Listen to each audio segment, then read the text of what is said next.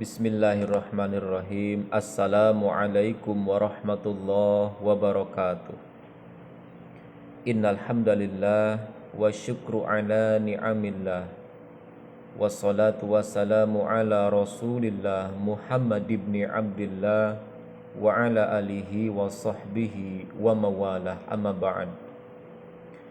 Anak-anakku sekalian, siswa dan siswi SMK Teknologi kelas 11, alhamdulillah di pagi yang sedikit mendung ini disertai dengan rintik-rintik hujan yang turun, kita semua masih diberikan kesehatan dan kesempatan oleh Allah untuk melaksanakan salah satu tugas dan kewajiban kita, yaitu thalabul ilmi. Walaupun sampai saat ini proses thalabul ilmi kita masih dilaksanakan secara online, namun insya Allah tidak akan sedikit pun mengurangi keagungan serta keberkahan thalabul ilmi. Mudah-mudahan kita semua dijadikan oleh Allah sebagai hamba-hamba yang senantiasa istiqomah di dalam menjalankan ibadah kepadanya. Amin ya rabbal alamin. Anak-anakku sekalian, pada hari ini insya Allah Bapak akan menyampaikan sebuah materi LCC dengan tema yaitu disiplin. Marilah sebelum kita memulai proses pembelajaran ini, kita bersama-sama berdoa kepada Allah agar apa yang kita pelajari hari ini dapat menjadi ilmu yang bermanfaat untuk bekal ibadah kita dunia sampai akhirat. Berdoa di dalam hati masing-masing, berdoa dipersilahkan.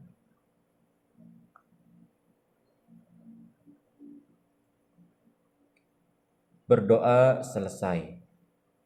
Baik anak-anakku, ini adalah submateri yang akan kita pelajari hari ini. Yang pertama, pengertian disiplin menurut para ahli. Yang kedua, tujuan disiplin. Yang ketiga, jenis tindakan disiplin. Yang keempat, manfaat disiplin. Dan yang kelima, contoh penerapan disiplin. Yang pertama yang akan Bapak sampaikan yaitu pengertian disiplin menurut para ahli. Yang pertama, pengertian disiplin menurut James Driver adalah suatu kemampuan seseorang untuk mengendalikan perilaku yang berasal dari dalam diri seseorang sesuai dengan hal-hal yang telah diatur dari luar atau norma yang sudah ada. Dengan kata lain, disiplin dari segi psikologis merupakan perilaku seseorang yang muncul dan mampu menyesuaikan diri dengan aturan yang telah ditetapkan. Yang kedua, pengertian disiplin menurut Malayu Hasibuan yaitu suatu kesadaran dan kesediaan orang-orang untuk mentaati semua peraturan perusahaan dan norma-norma sosial yang berlaku. Yang ketiga, pengertian disiplin menurut Suharsini Arikunto yaitu suatu bentuk kepatuhan seseorang di dalam mengikuti peraturan atau tata tertib karena didorong oleh adanya kesadaran yang ada pada kata hatinya tanpa adanya paksaan dari pihak luar. Dan yang terakhir, pengertian disiplin menurut Bejo Siswanto yaitu suatu sikap menghormati, menghargai, patuh dan taat terhadap peraturan-peraturan yang berlaku, baik peraturan yang tertulis maupun yang tidak tertulis, serta sanggup menjalankannya dan tidak mengelak untuk menerima sanksi-sanksinya apabila ia melanggar tugas dan wewenang yang diberikan kepadanya. Dari beberapa pengertian disiplin menurut para ahli, bisa kita simpulkan bahwa disiplin itu adalah suatu sikap untuk mematuhi dan mentaati peraturan-peraturan yang berlaku untuk diri sendiri maupun untuk masyarakat secara umum. Itu pengertian disiplin. Di samping memiliki definisi, disiplin juga memiliki tujuan yang ingin dicapai. Nah, di sini ada beberapa tujuan yang ingin dicapai ya menurut Ellen G. White dan Emil Durkheim. Apa saja tujuan disiplin yang ingin dicapai? Yang pertama, untuk menaklukkan kuasa kemauan di dalam diri sendiri. Di dalam diri seseorang ada yang namanya hawa nafsu. Hawa nafsu selalu mengajak seseorang kepada hal-hal yang sifatnya duniawi, sehingga seseorang tersebut memiliki keinginan yang tidak ada batasnya, sehingga ia selalu merasa kurang dan kurang, tidak pernah merasa cukup dalam hidupnya. Nah, maka dari itu, dengan adanya kedisiplinan dalam hidup, maka insya Allah kita akan bisa menaklukkan kemauan yang ada dalam diri kita sendiri. Yang kedua, agar seseorang dapat menjadi pemerintah atas dirinya sendiri. Hawa nafsu ketika sudah menguasai diri kita, maka hidup kita tidak akan teratur. Bukan hanya tidak teratur, hidup kita bahkan tidak pernah kita syukuri. Ketika kita memiliki sesuatu, selalu ingin yang lebih dan tidak pernah merasa cukup dalam hidupnya. Banyak contoh yang bisa kita lihat ketika seseorang hidupnya sudah dikuasai oleh kemauan hawa nafsu. Sebagai contoh, ketika ada seseorang yang diberikan rezeki yang lebih oleh Allah, katakanlah ia memiliki sebuah kendaraan, sepeda misalnya. Ketika orang tersebut memiliki sepeda, dia menginginkan sesuatu yang lebih daripada sepeda. Katakanlah ia ingin sepeda motor. Ketika ia sudah memiliki sepeda motor, maka ia ingin yang lebih daripada sepeda motor. Katakanlah mobil. Ketika ia sudah mempunyai mobil, ia ingin memiliki sesuatu yang lebih daripada mobil, pesawat misalnya, atau yang lain ya, yang lebih daripada mobil. Artinya, hal apapun yang diberikan oleh Allah kepadanya, tidak pernah ia merasa cukup, selalu ingin yang lebih dan lebih, yang ujungnya nanti dia tidak pernah bersyukur atas segala nikmat yang diberikan oleh Allah kepadanya. Maka dari itu, kita harus betul-betul bisa mengendalikan hawa nafsu yang selalu mengajak kita kepada hal-hal yang tidak baik. Kita harus bisa menjadi pemerintah bagi diri kita sendiri. Yang ketiga, tujuan disiplin yang ingin dicapai adalah untuk memperbaiki berbagai kebiasaan seseorang. Terutama di sini kebiasaan-kebiasaan kita yang buruk yang sering kita lakukan dalam keseharian kita. Nah, makanya dengan kita menerapkan kedisiplinan dalam kehidupan sehari-hari, insya Allah ya, kebiasaan-kebiasaan yang buruk yang masih kita lakukan sedikit demi sedikit, perlahan demi perlahan akan menyingkir. Itu tujuan disiplin yang insya Allah akan tercapai.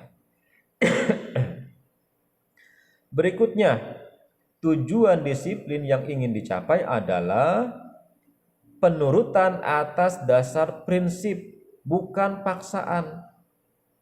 Jadi disiplin itu harus timbul dari kesadaran diri sendiri, bukan timbul dari paksaan dari siapapun.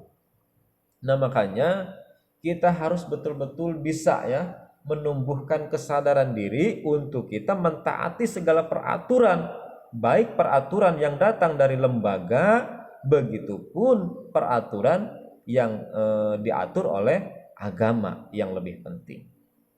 Jadi dengan adanya disiplin ya, kita harus betul-betul bisa menumbuhkan kesadaran diri kita masing-masing. Berikutnya, tujuan disiplin yang ingin dicapai adalah untuk menciptakan dan mengembangkan suatu keteraturan dalam berbagai tindakan manusia.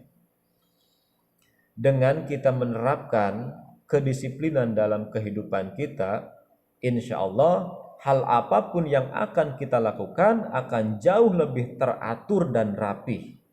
Jadi semua sudah terkonsep jika kita sudah bisa menerapkan kedisiplinan. Nah, jadi segala tindak tanduk manusia akan jauh lebih teratur dan lebih rapih. Tentunya hasilnya pun akan lebih maksimal. Nah, makanya kita harus belajar menerapkan kedisiplinan dimulai dari rumah kita, lalu kita terapkan kedisiplinan di lembaga-lembaga yang kita berada di sana. Yang terakhir, tujuan disiplin yang ingin dicapai adalah untuk memberikan sasaran tertentu yang ingin dicapai sekaligus membatasi cakrawala. Nah, itu adalah beberapa tujuan disiplin yang ingin dicapai. Berikutnya, jenis tindakan disiplin. Pada dasarnya, tindakan disiplin dapat diterapkan pada berbagai bidang kehidupan manusia secara umum. Adapun beberapa macam tindakan disiplin adalah yang pertama, disiplin pribadi, yaitu sesuatu yang berhubungan dengan berbagai unsur yang harus dipatuhi dan ditinggalkan oleh seseorang dengan ditandai adanya proses sikap yang baik dari orang tersebut. Yang kedua, disiplin sosial, yaitu sesuatu yang berhubungan dengan masyarakat atau hubungan seseorang dengan lingkungan sekitarnya. Dan yang ketiga, disiplin nasional, yaitu sikap mental suatu bangsa secara keseluruhan yang tercermin dari tindakan dalam bentuk keputusan dan ketaatan. Yang pertama, jenis tindakan disiplin yaitu disiplin dalam menggunakan waktu. Setiap orang memiliki waktu yang sama dalam setiap harinya, yaitu 24 jam dalam sehari semalam. Nah, membagi waktu untuk berbagai kegiatan sehari-hari itu merupakan sesuatu yang harus dilakukan oleh setiap individu. Tentunya ya, bentuk kedisiplinan dalam menggunakan waktu, misalnya yang pertama, datang tepat waktu ketika ada janji bertemu dengan orang lain, baik itu dengan teman, dengan sahabat, dengan saudara atau keluarga. Ketika kita mempunyai janji untuk bertemu, ya, usahakan datang dengan tepat waktu. Kalau bisa datang sebelum waktu. Jangan malah menggunakan jam karet. Ini kebanyakan seperti itu. Janjian bertemu besok jam 8 pagi. Tapi sudah jam 8 lewat, ia belum datang. Sampai akhirnya teman-temannya nungguin. Ditelepon jam 8 lewat seperempat. Halo, masih di mana? Jawabnya, oh ini sedang OTW. Padahal baru bangun. Setengah 9 ditelepon lagi. Sudah sampai mana? Oh sebentar lagi nyampe lokasi. Padahal baru ke kamar mandi. Nah, itu sering terjadi dalam kehidupan kita sehari-hari. Namanya itu tidak disiplin dalam menggunakan waktu. Mudah-mudahan ya kita dijauhkan dari hal-hal yang seperti itu. Usahakan ya ketika punya janji dengan siapapun, datanglah secara on time. Jangan selalu menggunakan jam karet. Yang kedua, disiplin menggunakan waktu, contohnya yaitu bangun pagi dan tidur tidak terlalu malam. Dalam tidur pun kita harus disiplin. Ketika kita sudah disiplin, tentunya kesehatan pun akan kita miliki gitu ya. Jadi usahakan tidur itu jangan terlalu malam, apalagi di malam harinya itu digunakan oleh hal-hal yang tidak bermanfaat. Main-main sosial media itu kan, Facebookan, Instagraman, WhatsAppan, jadi tidak ada manfaatnya.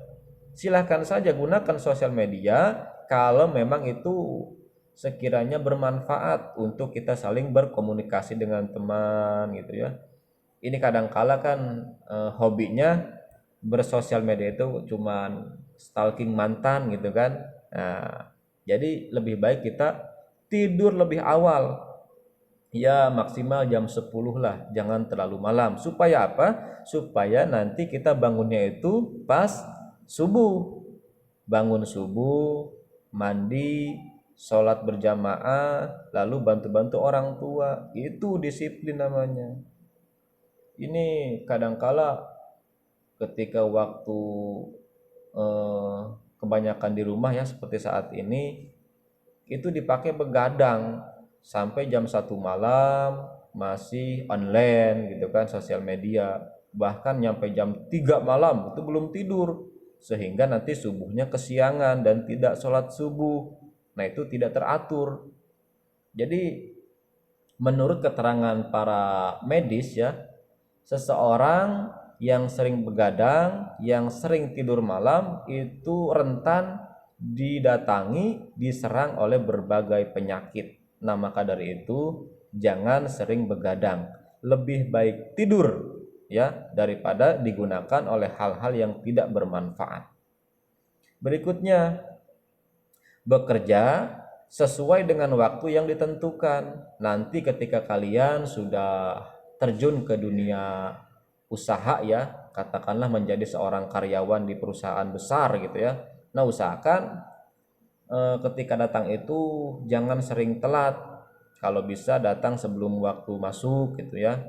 Karena pihak perusahaan manapun itu mempunyai tata tertib. Ketika ada seorang karyawan yang tidak disiplin dalam menggunakan waktu, tentu ya suatu saat dia akan dikeluarkan dari perusahaannya, karena perusahaan tidak mau memiliki karyawannya yang tidak disiplin terhadap waktu. Berikutnya, menggunakan waktu untuk kepentingan kesehatan diri dan masyarakat. Nah, seperti yang tadi Bapak sampaikan ya, bahwa disiplin terhadap waktu juga itu mempengaruhi terhadap kesehatan kita, terutama ketika kita sering begadang. Tentu ya, orang yang sering begadang itu rentan diserang oleh berbagai penyakit. Makanya cukupkan waktu istirahatnya. Sekiranya ada waktu yang lebih, alangkah lebih baiknya kita gunakan untuk hal-hal yang bermanfaat seperti belajar dan bantu-bantu orang tua di rumah misalnya, dan lain sebagainya. Nah, jangan lupa istirahat supaya kita tetap fresh dan sehat. Yang kedua ya, jenis tindakan disiplin yaitu disiplin menjalankan aturan. Dalam kehidupan bermasyarakat tentunya ada aturan-aturan dan nilai-nilai yang berlaku dan harus dilakukan oleh setiap orang. Dengan menjalankan aturan dan nilai-nilai tersebut, maka keseimbangan dan kerukunan masyarakat akan tetap terjaga. Nah, di sini beberapa bentuk kedisiplinan dalam menjalankan aturan. Misalnya, yang pertama, menjaga kebersihan lingkungan. Nah, jadi kita ya selaku manusia tentunya tidak bisa hidup sendiri. Kita harus berbaur dengan masyarakat pada umumnya. Ketika ada waktu senggang, ya kita lebih baik membuat sebuah program yang dimana kita bisa berbaur dengan masyarakat pada umumnya. Misalnya di hari libur, kita membuat program kerja bakti untuk bersih-bersih lingkungan. Nah, ini adalah suatu hal yang memang sangat luar biasa manfaatnya. Di samping kita membersihkan lingkungan supaya bersih dari sampah-sampah, di situ juga ada nilai ya, nilai sosialisasi dengan masyarakat. Jadi kita akan lebih akrab, lebih rukun dengan masyarakat dengan kita bergotong royong, kerja bakti membersihkan lingkungan di kampung-kampung kita. Ini ada nilai plus gitu ya. Yang kedua, menjaga ketertiban umum. Nah, kita selaku warga masyarakat yang baik sudah sepatutnya untuk selalu menjaga ketertiban umum. Jangan malah kita menjadi pengacau ketika orang-orang berkumpul. Akhirnya ketika kita datang gitu ya, mereka merasa tidak nyaman dengan kehadiran kita. Jangan jadi orang seperti itu. Nanti kita tidak punya saudara, tidak punya teman. Jadilah orang-orang yang senantiasa menjaga ketertiban umum dimanapun kita berada. Kehadiran kita harus disenangi oleh masyarakat luar. Yang berikutnya, mengikuti prosedur yang telah ditetapkan dalam penyelenggaraan suatu kegiatan. Jadi kita harus aktif ya bermasyarakat dan bersosialisasi dengan siapapun supaya nanti kita mendapat kepercayaan dari orang-orang lain, supaya kita juga bisa disenangi kehadirannya oleh masyarakat pada umumnya gitu. Yang berikutnya, jenis tindakan disiplin yaitu disiplin beribadah. Setiap agama memiliki berbagai aturan dan nilai-nilai yang harus dijalankan oleh para penganutnya. Aturan dan nilai-nilai tersebut dibuat untuk mengarahkan masyarakat berbuat lebih baik terhadap diri sendiri dan orang lain. Beberapa bentuk kedisiplinan dalam beribadah, misalnya yang pertama, melaksanakan sholat 5 waktu bagi umat beragama Islam. Yang kedua, melaksanakan 10 perintah Allah bagi umat Kristen atau Katolik. Yang ketiga, sembahyang di pura bagi umat Hindu. Yang keempat, sembahyang di vihara bagi umat Buddha. Yang berikutnya, menjalankan ajaran dalam kitab suci Sisu Wujing bagi umat beragama Konghucu. Yang berikutnya, menghormati, menghargai, dan tidak menghina agama yang berbeda, baik di ruang publik maupun di ruang yang tertutup. Dalam setiap agama memiliki aturan-aturan yang telah ditentukan untuk kita melaksanakan ibadah kepada Tuhan. Nah, Bapak di sini akan sedikit membahas kegiatan ibadah bagi seorang muslim. Agama Islam sudah mengatur kepada para penganutnya untuk melaksanakan sholat 5 waktu dalam sehari semalam sesuai dengan waktu-waktu yang telah ditetapkan oleh aturan syariat Islam. Dari mulai sholat subuh, zuhur, asar, maghrib sampai isya, itu 5 waktu sholat yang harus kita lakukan, tidak boleh kita tinggalkan, karena ini menjadi kewajiban bagi kita selaku para penganutnya. Agama lain pun sama, memiliki aturan yang harus dijalankan oleh para penganutnya. Nah, makanya di sini kewajiban kita yaitu untuk mentaati segala peraturan yang diatur oleh agama. Nah, kita lihat poin terakhir, menghormati, menghargai, dan tidak menghina agama yang berbeda dengan kita.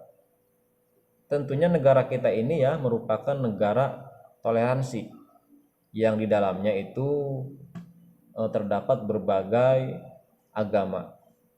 Ada Islam, Kristen, Hindu, Buddha, dan yang lain sebagainya. Nah, di sini di negara tercinta kita ini kita harus hidup rukun dengan orang-orang yang berbeda agama dengan kita. Jangan saling menghina, jangan saling mencela, jangan saling merendahkan sesama manusia walaupun berbeda agama.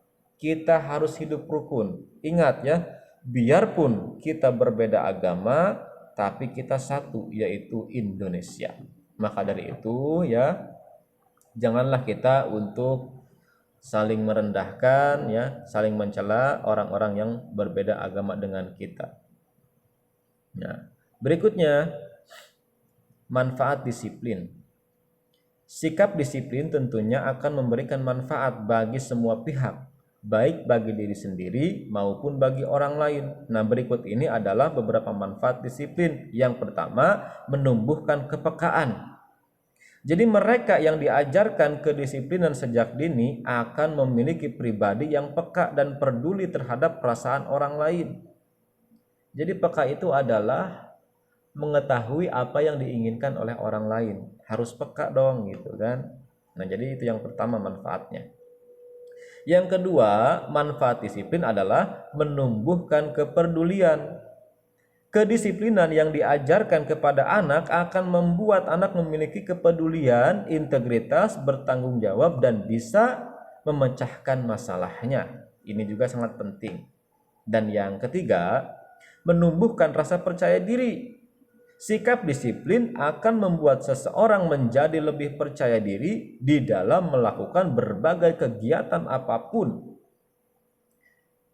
Percaya diri ini sangat penting untuk kita miliki, karena percuma orang pinter kalau tidak percaya diri.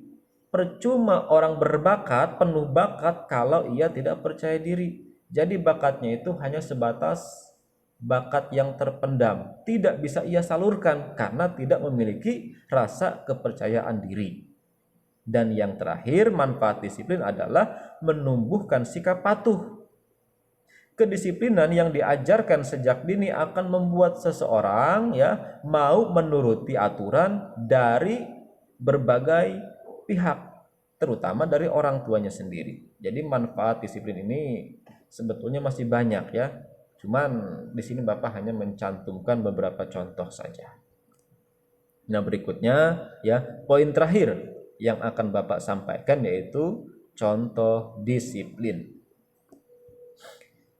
Yang pertama, contoh disiplin ketika kita berada di rumah. Yang pertama yaitu membantu orang tua. Nah, saat ini adalah saat-saat di mana kita dituntut oleh pemerintah untuk kita banyak di rumah gitu. Nah, maka dari itu kita harus bisa memanfaatkan momen ini dengan hal-hal yang bermanfaat di rumah tapi bermanfaat. Contohnya seperti membantu orang tua. Perempuan misalnya membantu mencuci pakaian, membantu mencuci piring membantu memasak dan lain sebagainya. Banyak hal yang bisa kita lakukan yang sifatnya ini bisa membantu orang tua. Laki-laki sama apalagi laki-laki yang langkahnya itu lebih lebih panjang langkahnya dibanding perempuan. Bisa membantu ayah bekerja di kebun, bekerja di sawah gitu kan, bisa membantu pekerjaan ayah di pasar atau lain sebagainya. Jadi jangan hanya kebanyakan membebankan orang tua di rumah. Kita harus bantu mumpung kita banyak waktu di rumah gitu ya. Berikutnya, belajar dan mengerjakan pekerjaan rumah. Jadi kewajiban seorang pelajar yaitu belajar. Nah, makanya di waktu yang senggang ini kita harus bisa memanfaatkan waktu-waktu ini dengan kita memperbanyak belajar. Jangan sampai keadaan kita saat ini membuat kita malas belajar. Kebanyakan tidur, main handphone, sampai-sampai kita lupa untuk belajar. Kita harus atur waktunya. Dari jam sekian sampai jam sekian waktu untuk bekerja bantu orang tua. Dari jam sekian sampai jam sekian untuk main. Dari jam sekian sampai sekian untuk ibadah. Jadi kita harus atur waktunya. Kita bikin schedule di rumah. Harus seimbang. Main silahkan tapi jangan sampai lupa untuk belajar karena ini kewajiban kita selaku umat manusia. Berikutnya, merapikan kamar. Bangun tidur kita rapikan kamarnya, bantalnya kita jemur, spraynya kita cuci, kita rapikan. Jangan sampai kamar kita sendiri berantakan Ingat kebersihan itu adalah sebagian dari iman. Makanya kita harus bersihkan dan rapikan kamar-kamar kita.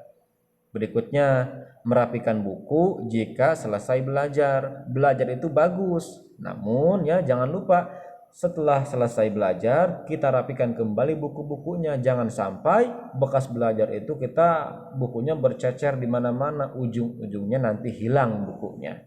Repot sendiri gitu ya. Berikutnya, tidur dan bangun dengan tepat waktu ya. Tidur sebelum kemalaman dan bangun sebelum kesiangan, intinya itu. Yang terakhir, disiplin di jalan raya. Jadi kedisiplinan ini ya bukan hanya di rumah saja, bukan hanya di lembaga tertentu saja, di jalan raya pun kita harus menerapkan kedisiplinan. Yang pertama, tidak ugal-ugalan di jalan, karena ini akan membahayakan diri sendiri dan akan membahayakan orang lain yang berada di jalan raya. Ugal-ugalan di jalan, ujung-ujungnya nanti ketabrak orang, kecelakaan dan lain sebagainya. Ini berbahaya ya. Kita harus tertib dalam menggunakan jalan raya. Yang kedua, mematuhi rambu lalu lintas. Contohnya seperti misalkan ada tanda lampu tuh ya, lampu yang merah, yang kuning, yang hijau. Kita harus paham ketika lampu merah kita harus ngapain, ketika lampu kuning tandanya apa, ketika lampu hijau itu harus apa, kita harus paham. Berikutnya, menggunakan helm yang standar nasional Indonesia. Jadi helm itu sangat bermanfaat supaya ketika misalnya naudzubillah kita mengalami kecelakaan, minimal anggota kepala kita bisa terlindungi oleh adanya helm. Makanya biasakan ya, kemanapun kita mau berkendara, gunakan helm. Harus dibiasakan, karena biasanya orang yang nggak biasa pakai helm itu dia merasa ribet, itu kan berat. Nah makanya harus dibiasakan untuk menghindari hal-hal yang tidak diinginkan. Berikutnya, mengendarai kendaraan yang masih layak untuk dipakai. Jadi jangan sampai kita menggunakan misalkan motor yang sering mati, nanti capek sendiri, mati lagi ya. Jadi usahakan memakai kendaraan yang masih layak untuk dipakai. Jangan sampai menggunakan motor yang nggak ada bannya gitu ya, nanti nggak jalan motornya.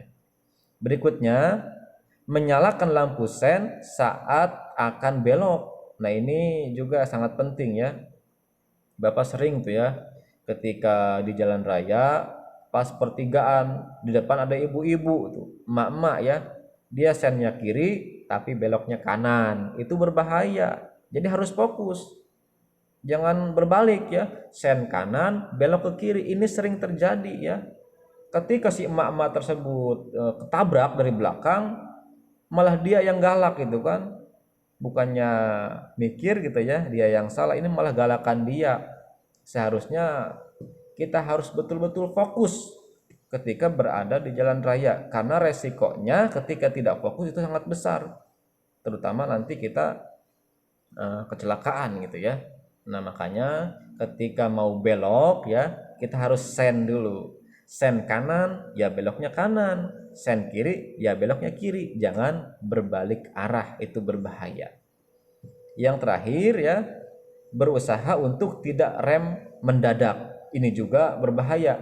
Ketika kita mengendarai motor di jalan, nggak taunya di depan rem dadakan, brok, akhirnya kita nabrak tuh. Yang belakang pun sama, nabrak kita, terus ke belakang panjang, akhirnya terjadilah tabrakan beruntun. Itu gara-garanya kita merem dengan mendadak. Nah jadi anak-anakku sekalian, dari awal sampai akhir ya, materi tentang disiplin sudah Bapak sampaikan. Mudah-mudahan ya apa yang Bapak sampaikan ini dapat bermanfaat, dapat memotivasi kita untuk kita menerapkan kedisiplinan dalam berbagai tindakan kita sehari-hari. Mudah-mudahan kita semua diberikan ilmu yang bermanfaat oleh Allah Subhanahu wa taala. Amin ya rabbal alamin. Itu saja yang dapat Bapak sampaikan. Mohon maaf atas segala kekurangan dan kesalahan kata. Akhirul lisan, wallahul muwaffiq ila aqwamit thoriq. Tsumma assalamu alaikum warahmatullahi wabarakatuh.